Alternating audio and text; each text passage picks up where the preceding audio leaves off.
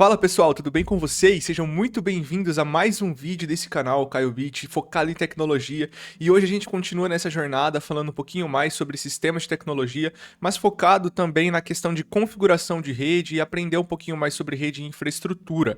Perguntaram pra gente no último comentário do último vídeo que postamos, o primeiro do canal, sobre um pouquinho mais de NAT, o que seria o NAT, para que ele serve, que não foi tão bem abordado, porque como eu falei, o vídeo estava se estendendo, eu falei muito superficialmente para que a gente pudesse continuar de uma forma mais rápida a configuração prática. Então bora lá comigo que eu quero aprofundar um pouquinho melhor e mostrar para vocês na prática como que ele funciona. Vamos lá? Bom, então hoje nós vamos falar um pouquinho sobre NAT e entender por que é tão importante essa questão de tradução de endereços. Bom, então primeiro vamos falar sobre o problema, para que ele serve e para que ele surgiu. O NAT surgiu como uma solução para a escassez de endereços IP. IP é um protocolo de internet que basicamente vai definir uma identificação virtual, digital para todos os aparelhos no mundo, para que eles possam se identificar na internet, possam encaminhar os seus pacotes e possam se conversar. No cenário atual, ele já se tornou muito essencial, porque o IP na sua versão 4, que foi uma das principais modos de trabalho de operação desde a década de 80 até os dias atuais, já se tornou escasso para a quantidade de aparelhos. Para vocês terem uma ideia, temos cerca de 4,3 bilhões de IPv4, que hoje já não vai suprir, porque vamos supor que nós temos aí uma quantidade mundial de 8 bilhões de pessoas e cada um tem um dispositivo, então já estaria quase o dobro da capacidade, sendo necessária uma técnica, e o NAT surge como uma solução temporária para isso. Sim, nós já temos o IP na sua versão 6, mas o IPv4 ainda é muito utilizado, então é necessário essa técnica para que a gente possa resolver esse déficit da falta de IP na sua versão 4 na internet. Bom, mas para a gente entender melhor como que funciona, a gente tem que saber os dois tipos de IPv4 que existem, que são os IPs públicos e os IPs privados. Meu foco aqui não é falar tanto sobre IP hoje, mas como nós estamos falando sobre NAT, é essencial falar sobre eles também.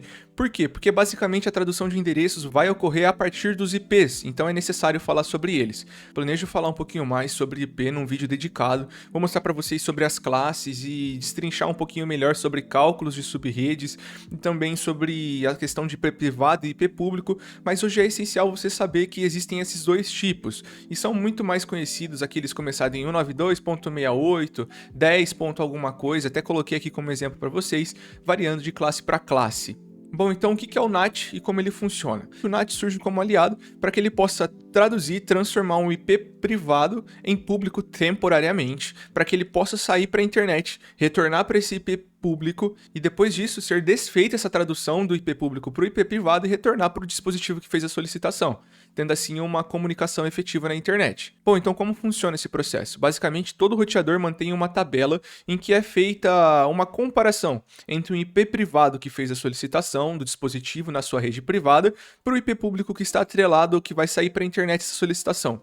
Feita a resposta do serviço do servidor que foi solicitado, ele vai voltar, o roteador vai comparar novamente os IPs privados e o IP público que foi feita a requisição para que ele possa destransformar e retornar a resposta para o dispositivo que fez essa solicitação a partir do IP privado. Deixei uma dica aqui para que você possa realmente fixar na sua memória muscular essa questão de NAT. Deixei aqui alguns tipos que são trabalhados lá no MikroTik, inclusive, que é a questão do Masquerade, do Source NAT e do Destination NAT. Vou mostrar para vocês dois desses, mas ao decorrer das próximas aulas, dos próximos vídeos, vai ficar bem mais evidente. Vou tentar trazer todos os cenários para vocês. Bom, então concluímos a parte teórica, tentei ser o mais breve possível e bora lá para a prática e entender e ver ao vivo como que isso funciona. Bom, então chegamos aqui no Eevee para que eu possa mostrar para vocês como que realmente vai funcionar essa questão do NAT. Fiz um pequeno cenário para que possa ficar mais claro e também de maneira facilitada, de maneira prática para vocês como que ele funciona. Basicamente, essa internet aqui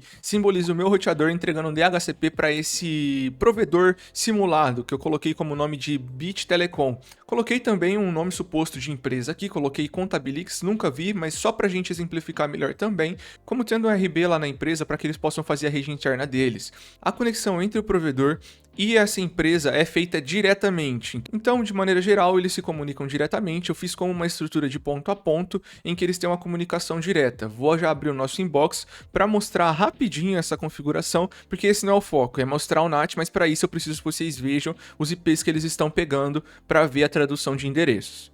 Então eu já abri aqui o meu inbox e, se eu não me engano, esse roteador principal da Bit Telecom pegou o IP 114, vou só redefinir a senha aqui, colocar na verdade a senha correta e deu certo, ele abriu. E agora eu vou mostrar para vocês as configurações de endereçamento IP que foi feito entre o ponto a ponto dos dois. Coloquei aqui algumas descrições em comentário para facilitar a visualização de vocês. Então, mostrando também a interface de conexão, como vocês podem ver aqui no IVE, se eu voltar lá, está conectado na Ether 2 do provedor, enquanto no roteador da contabilidade ali da Contabilix está conectado na Ether 1. Então, se eu vier aqui no roteador da Bit Telecom, até coloquei um comentário para facilitar aqui a visualização, na Ether 2 o PTP, o ponto a ponto com a Contabilix, e um IP privado /30. Eu vou fazer um vídeo explicando melhor essa questão de subrede e IP, para depois mostrar para vocês o que é um /30, mas saiba que nesse /30 a gente tem 4 IPs disponíveis, sendo o primeiro de rede, o último de broadcast, então eles não vão ser utilizáveis. Dessa maneira, se a gente descartar 2 de 4, vão sobrar 2 IPs disponíveis, que foram justamente os dois que nós utilizamos no ponto a ponto, setando um ponto no provedor e um no cliente para que eles possam ter uma comunicação, sendo IPs privados. Como vocês podem ver, o IP que eu coloquei aqui para o provedor foi de 10.10.10.1, enquanto o IP que eu coloquei no outro lado foi de 10.10.10.2. Beleza, a rota ela já foi dinamicamente feita pela própria RB, como elas são conectadas direta, elas mesmas calcularam. Mas caso fosse feita algum outro tipo de configuração, poderia ser necessário definir uma rota estática, mas nesse caso não foi necessário. Vou abrir agora o roteador da Contabilix para que vocês possam verificar melhor como que ficou as configurações. E vamos lá, estou aqui com o roteador da Contabilix aberto agora, e a gente vai mostrar então um pouquinho sobre como que ficou essa configuração de IP. Basicamente ficou como eu tinha explicado para vocês, com o IP de ponto a ponto definido como 10.10.10.2, tendo comunicação entre ambos. Vou fazer um ping aqui da Contabilix para o IP do ponto a ponto do provedor, que vai ser o 10.10.10.1, e a comunicação está estabelecida perfeitamente. Eles estão se comunicando, então na teoria, se eu pingar daqui é para funcionar agora, vou fazer um ping desse roteador da Contabilix para a internet e deu um timeout. Por que deu um timeout? Porque justamente eu desativei as regras de NAT para a gente fazer junto. Primeiro de tudo é definir essa regra de NAT lá no roteador do provedor, para que ele possa sair a partir da solicitação da Contabilix. Então vamos voltar lá para ele. Eu vou abrir aqui a parte de Firewall, que é lá que fica a questão da configuração de NAT. Então IP, Firewall, NAT. Até deixei desativado aqui porque essa é a regrinha mais simples de NAT. Clicar em criar, no maisinho, já vai vir como padrão Source NAT. Como eu expliquei rapidamente no vídeo anterior, o Source NAT significa que tudo que tiver origem a partir desse roteador, você deve fazer um NAT para mascareio, ou seja, ele vai mascarar para o IP que vai sair para a internet. Então só basta dar um OK aqui e a regra já está criada. Vou colocar um comentário de NAT básico. Vamos agora lá para o nosso Contabilix, o cliente de contabilidade. Chegando aqui no Contabilix, a gente vai fazer a mesma coisa, vamos abrir a parte de Firewall, porque a gente já definiu a questão do Firewall lá no provedor, então vamos ver primeiro se ele vai pingar. Se eu der uma barrinha para cima aqui, ele já está tendo comunicação. Então a parte de NAT já está funcional, já está toda perfeita, já era o necessário para ter um link funcionando. Beleza, vamos verificar isso na prática, como que fica? É muito legal que se a gente for lá no roteador do provedor, ele na parte de firewall mesmo tem uma questãozinha chamada connections, que é basicamente uma tracking, ele faz uma análise de todas as conexões que estão sendo estabelecidas entre o roteador a partir de onde está vindo a solicitação, e ele vai mostrar tudo isso. A gente vê aqui também que tem uma solicitação com IP de 10.10.10.2, ou seja, foi lá do nosso ponto a ponto. É basicamente o roteador da Contabilix que está fazendo o ping e está vindo aqui para o DNS do Google, que foi para quem a gente solicitou esse ping. E ele está devolvendo de que maneira? Vamos lá. Source address, como eu falei para vocês, é tudo que tiver origem. Ou seja, ele veio do 10.10.10.2, lá do roteador da Contabilix, com destino para 8.8.8.8. Aqui a gente tem uma informação de reply, ou seja, da resposta do servidor. O servidor que tem IP de resposta 8.8.8.8 devolveu a solicitação, que foi feita para o roteador 192.168.1.1 192.1.114. Então beleza, aqui a gente já viu que deu tudo certo a questão do NAT no roteador do provedor. Mas eu quero mostrar uma prática muito legal que dá para fazer também, que é você mudar o seu IP de origem se você tiver, por exemplo, um IP público como disponibilidade para que você faça a solicitação a partir de um IP privado na sua rede interna, mas queira mascarar para ele para que seja feita a resposta para ele. Vamos lá para o roteador da Contabilix para eu mostrar isso para vocês. Vou parar meu ping só por um minutinho para que a gente possa fazer alguns testes e abrir a parte de firewall. Então IP firewall NAT, não tem nenhuma regra criada, porque se eu vi aqui na minha infraestrutura, eu vi que eu tinha um PC conectado. Esse PC, se eu abrir ele aqui, ele já vai estar com um DHCP, já atribuí um DHCP para ele, mas eu vou dar um DH só para vocês verem novamente ele solicitando. Beleza, ele pegou aqui o IP com final 5.200, que é o IP da rede interna definido para Contabilix. Agora, se eu tentar pingar o mesmo DNS do Google, vocês vão ver que ele não vai dar uma resposta. Então, eu vou fazer uma regra de mascaramento, que ele vai mascarar para o IP de ponto a ponto do roteador da Contabilix, que vai fazer a comunicação com o roteador de borda lá do provedor, e a partir de lá eles se viram, como a gente já viu, para fazer a solicitação. O importante é que ele devolva e que seja feito esse desmascaramento, vamos falar assim, para você entender, para que ele responda e o computador tenha a resposta da sua solicitação. Vamos lá para o roteador então do nosso Contabilix, da contabilidade. Vou criar uma regra de NAT, igual tinha sido mostrado para vocês, eu clico no maisinho, já vem como source NAT por padrão, e o action vou mudar para masquerade. Beleza, cliquei em apply, dei OK. Agora, se eu for lá no computador, ele já vai estar funcionando. Já parei essa solicitação aqui de ping, porque agora eu quero mostrar para vocês como mudar essa origem. Então, como eu vou mudar essa origem? Você só tem que saber no momento que o provedor está entregando um rangezinho de IP público, ou seja, quando eu falo range, ele entrega uma pequena quantidade de IPs que pode ser utilizado, de IPs públicos e válidos, para você acessar diretamente a internet a partir dele. Como que eu faço? Vou pegar um dos IPs que estiverem disponível nesse range de IP.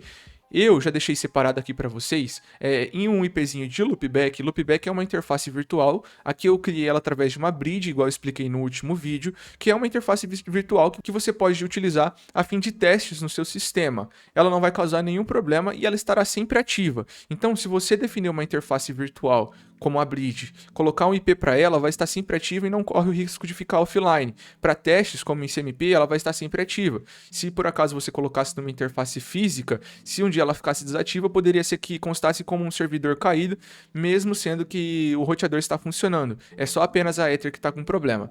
Então, sendo uma interface virtual, uma bridge, ela sempre vai estar ativa e você já não corre esse problema. Beleza, por que isso? Porque eu defini um IP público para ela. E a partir desse IP público, tendo essa ideia de que ela sempre vai estar ativa, eu posso colocar para ela ser a minha source, ou seja, para ela ser a minha origem de solicitação. Beleza, vamos lá então. Vou colocar aqui o IP, definir o IPzinho para ela, como um IP do range que foi roteado para a gente, de 99.88.77.252/30. Então eu tenho esse IP disponível para a gente trabalhar com ele agora. O que eu vou fazer com ele? Vou vir aqui em NAT, vou só desativar rapidinho essa regra para vocês verem que eu não estou utilizando ela e vou criar uma outra. Aqui nessa primeira aba, vou colocar como source NAT mesmo, aqui a gente não muda nada. E em action, a gente vai fazer um pouquinho diferente. Em vez de usar o masquerade, agora a gente vai fazer como um IP de origem um IP definido, a gente vai especificar. E para isso que tem essa opção de SRC NAT. Então a gente vai clicar na opção de SRC NAT e aqui onde está escrito To Address, a gente vai especificar qual é o IP que nós desejamos que seja utilizado como um IP de origem para solicitação. Ou seja, lá naquela abinha de Firewall não vai aparecer mais um IP... Não vai aparecer mais aquele outro IP que estava sendo utilizado para tradução, mas sim um IP que a gente definiu que vai ser utilizado como origem e vai estar constando lá. Então aqui agora eu vou basicamente digitar esse IP. .252, vou dar um apply, ok, e vou escrever um comentário, só para que vocês fiquem mais fácil na sua visualização. Então, source NAT para IP de origem definida. Beleza, vamos lá no computador agora e ver se vai funcionar também, para vocês verem que eu desativei aquela regra anterior, agora quem está ativo é somente essa. Funcionou perfeitamente, mas qual a diferença? Vou mostrar na prática para vocês. Vou deixar rodando aqui. com um "-t" para que ele não pare, ele vai ficar rodando um ping aí eternamente. E agora eu vou naquela mesma parte que eu mostrei para vocês no Firewall, que é a parte de Connections. Se vocês derem uma olhada, podem ver que todos os DST address, ou seja, o destino que ele quer alcançar está como o DNS do Google, isso não vai mudar. Mas agora ele tem uma diferença, e eu vou mostrar essa diferença para vocês agora. Por exemplo, vou tirar uma print, porque senão ele vai assumir que ele tem um timeout, um período de timeout. Olha aqui essa imagenzinha que está descrevendo sobre os dados da solicitação.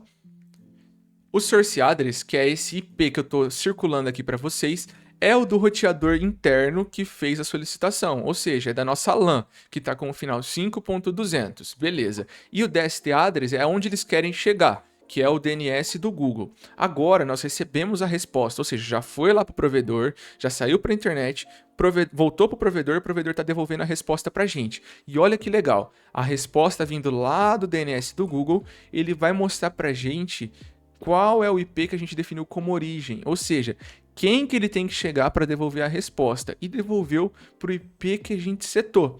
E não vai estar mais como se fosse só no Masquerade. Quer ver a diferença? Eu vou fazer o Masquerade agora com vocês. Vou deixar rolando aqui, posso deixar rolando mesmo o ping no computador. Só vou desativar aqui no IP Firewall, NAT, essa regrinha e deixar de Masquerade. Vai ter uma pequena queda momentânea, deu um timeout, mas já voltou, foi muito rápido. Agora, vamos lá no Connections para a gente ver a real diferença. Olha aqui a diferença que deu. Vou colocar aqui para vocês.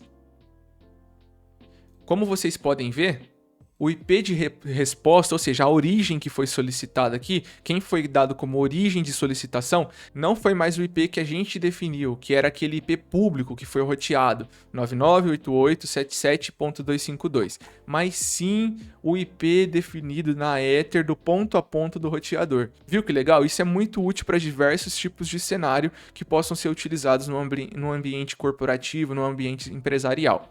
Bom, pessoal, então é isso, eu espero que vocês tenham gostado. O vídeo se estendeu um pouquinho também, mas é porque eu acho esse assunto muito interessante, que é muito útil, porque a internet não funcionaria sem esse atributo, sem essa técnica de NAT nos dias de hoje. Espero que vocês tenham gostado, deixe seu like aí, escrevam, comentem, porque eu tô lendo todos os comentários. E não se esqueça de nos seguir nas nossas redes sociais, foi criado um Instagram, em breve teremos mais outras redes sociais, vou deixar aqui na descrição para vocês. Um grande abraço e até a próxima!